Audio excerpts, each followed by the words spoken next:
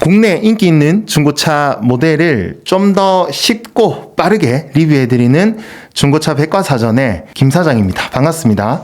오늘 김 사장이 소개해드릴 차량은 삼각별 럭셔리 스포츠 세단 벤츠 코드명 W218 CLS 디젤 모델에 대해서 리뷰를 한번 진행해 볼까 하는데요. CLS 모델 국내에서는 2011년도부터 2017년도까지 판매가 진행되었던 모델이고요. 실제 판매가 시작된 형식의 연식은 12년형 모델부터 판매가 진행되었다. 이렇게 생각을 하시면 될 것 같습니다. 등급은 이제 CLS 250 모델과 CLS 350 모델 이렇게 이제 두 등급으로 나눌 수가 있는데요. 전기형 모델 같은 경우에는 디젤 모델은 13년식부터 판매가 진행이 되었었고요. 외형 디자인으로 봤을 때는 일단 이제 전기형 모델과 후기형 모델로 나눌 수가 있는데요.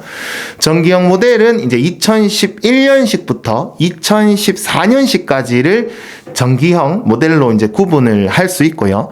부분 페이스리프트가 진행된 LCI, 그러니까 후기형 모델 같은 경우에는 2015년식 모델부터 2017년식 모델까지를 이제 후기형 모델로 구분할 수가 있습니다. 엔진의 형식은 일단 CLS 250 이제 디젤 모델 같은 경우에는 2143cc 직렬 4기통 직분사 싱글 터보 디젤 엔진을 장착한 그런 모델이다. 이렇게 생각을 하시면 되고요. CLS 350 모델의 이제 엔진 형식 같은 경우에는 2987cc V형 6기통 싱글 터보 디젤 엔진이 들어간 모델이다. 이렇게 알고 계시면 될 것 같습니다. 미션과 구동 방식도 약간 차이가 있는데요. 250 등급 같은 경우에는 14년식, 그러니까 전기형 모델까지는 후륜 구동의 7단 미션이 들어간다. 이렇게 생각을 하시면 되시고요. 그리고 15년식, 그러니까 후기형 모델부터는 포매틱, 그러니까 풀타임 4륜 구동 방식의 이제 동일한 자동 7단 미션이 들어간 모델이다. 이렇게 알고 계시면 될 것 같습니다. 그리고 350 등급 같은 경우에도 이제 포매틱, 그러니까 풀타임 4륜 구동 방식의 250 등급과는 차이가 있는 이제 자동 9단 미션이 들어가는 그런 모델이다. 이렇게 알고 계시면 될 것 같고요. 벤츠 코드명 W218 CLS 모델의 이제 장점에 대해서 말씀을 드릴 건데요. 당시에 출시되었던 독일 3사 이제 스포츠 세단 모델 중에서도 곡선 형태의 이제 스포티하면서도 럭셔리한 그런 디자인과 스포츠 세단다운 탄탄하고 안정감 있는 승차감이 참 매력적인 그런 차량이라고 생각을 하고요. 그리고 포지션 대비 연비를 생각하면서 그렇게 이제 운행하는 그런 모델은 아니지만 크게 신경 쓰지 않고 운행하셔도 이제 시내 주행, 고속 주행 이제 복합으로 봤을 때 리터당 10 이상은 이제 유지가 될 만큼 체급에 비해서 연비가 상당히 준수한 그런 모델이다. 이렇게 알고 계시면 될 것 같습니다. 벤츠 W218 CLS 차량의 이제 경쟁 차종으로는 어떤 모델이 있을까? 역시 이제 독일 3사 BMW, 그러니까 6 시리즈 그랑 쿠페 모델을 이제 꼽을 수가 있고요. 그리고 이제 아우디 라인에서는 A7, 국내 이제 1세대 모델을 경쟁 모델로 꼽을 수가 있을 것 같습니다. CLS 디젤 모델을 이제 중고로 생각하고 계시는 분들에게는 가장 중요한 부분이죠. 이제 고질병에 대해서 김 사장이 말씀을 드릴 건데요. 첫 번째로 말씀드릴 부분이 당시에 출시되었던 벤츠 전체 라인업에서도 이 부분은 약간 고질병으로 알려져 있는 부분이기도 한데요. 인터쿨러 호스, 그러니까 인터쿨러 호스 쪽에 크랙이 생기면서 이제 찢어지는 그런 증상이 있다고 합니다.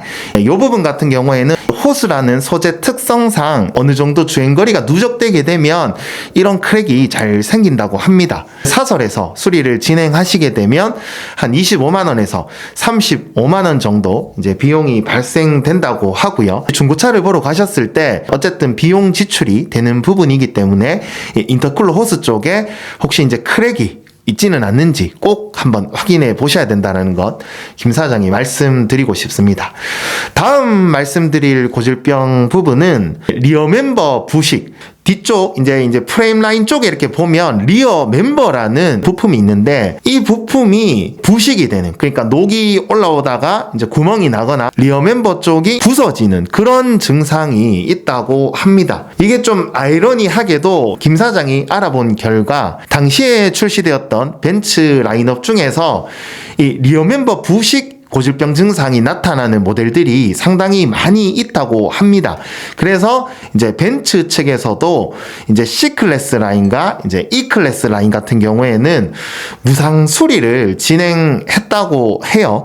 근데 아쉽게도 이제 CLS 모델 같은 경우에는 아직 이제 공식적인 무상 수리가 진행된 사례는 없다고 하니까 사설에서 이제 수리를 진행하시게 되더라도 약 한 180만 원에서 한 200만 원 정도는 비용이 발생될 수 있다고 하니까 혹시 이제 중고차를 보러 가시면 이제 누유만 보지 마시고 꼭 이제 차량을 리프트에 띄워서 이제 뒤쪽이죠. 뒤쪽 리어 멤버 쪽에 혹시 녹이 올라오거나 부식이 진행되고 있지는 않은지 꼭 한번 확인해 보셔야 된다는 것 김 사장이 말씀드리고 싶네요. 그리고 다음으로 말씀드릴 고질병 증상은 CLS 15년식 이제 EU 모델에서 좀 많이 나타나는 증상이라고 하는데요. 차량의 실내, 그러니까 센터 공조기 모니터에서 블랙아웃 증상이라고 이제 모니터가 먹통이 되는 그런 고질병이 있다고 합니다. 그래서 이제 정품 보드만 수리를 진행하시게 되면 약 한 1-20만 원 정도면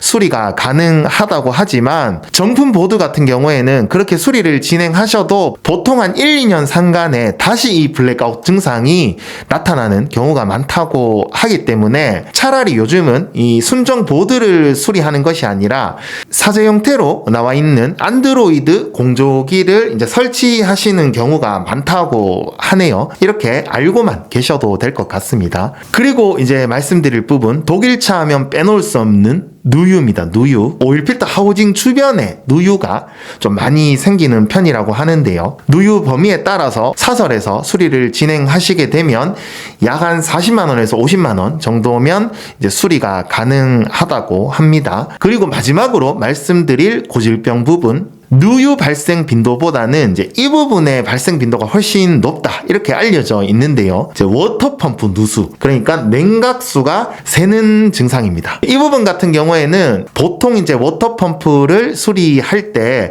워터펌프 주변에 있는 서머스탯 그리고 웨벨트류까지 함께 교체 수리가 진행되는 경우가 많다고 하고요. 사설에서 이제 수리를 진행하시게 되면 작업 범위에 따라 다르겠지만 일반적으로 워터펌프, 서머스탯 이렇게 두 가지만 수리한다고 봤을 때 약 한 90만 원에서 한 100만 원 정도 비용이 발생될 수 있다. 이렇게 알고 계시면 좋을 것 같네요.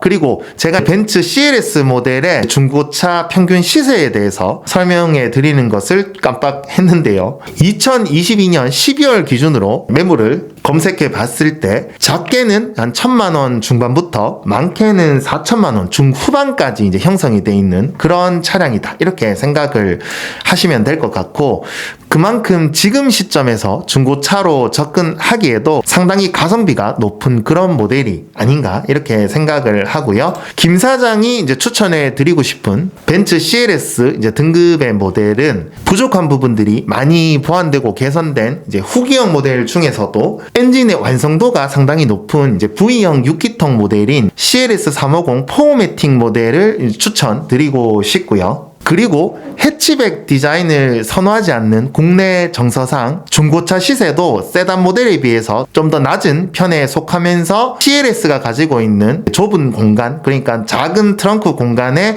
이 단점까지 커버할 수 있는 패밀리 세단으로 타시기에 훨씬 더 메리트가 있어 보이는 CLS 250 슈팅 브레이크 모델도 추천드리고 싶네요. 벤츠 W218 CLS 디젤 모델에 대해서 오늘 김 사장이 리뷰를 진행해 봤는데요. 혹시 중고차로 생각하고 계시는 분이 계시다면 이런 내용 참고하셔서 좀 더 나은 모델로 구입하실 수 있었으면 좋겠습니다. 다음번에도 국내에서 더 인기 있는 중고차 모델 리뷰 가지고 돌아오도록 할게요. 끝까지 시청해 주셔서 감사합니다.